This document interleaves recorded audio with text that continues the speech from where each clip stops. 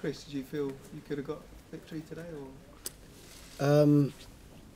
We could have done, but probably overall with the quality that they've got, our biggest concerns would have been, making sure that we didn't lose the game. And when they go one up at that stage, I think most people probably expected Tottenham to go on and maybe get a second and a third. So the response was quick, and I think that helped the confidence in the team. But this moment now, I think we're well worthy of the draw that we got, and personally I think it's a fair result.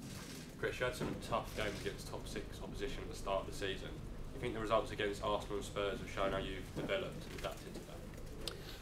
To a degree,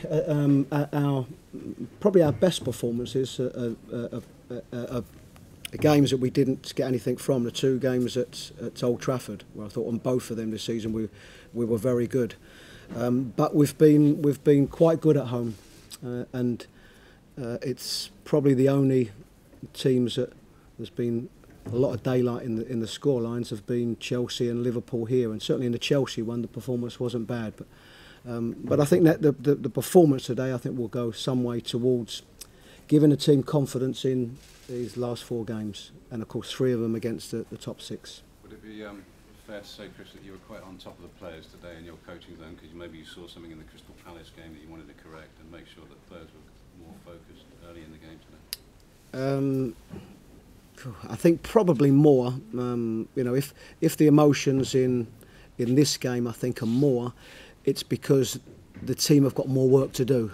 They are so good in the spaces, and if as we saw, if you give them moments in them spaces, they can really hurt you. So the team have to work harder as a unit.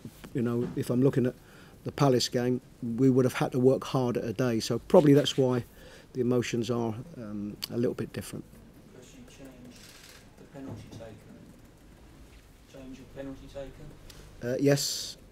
Yeah, well, I mean, that's not any slight on Glenn. Glenn's had 6 penalties, I think, this season, scored 4 and missed 2. But in Pascal's somebody that's used to taking penalties as well. So, it's a close thing.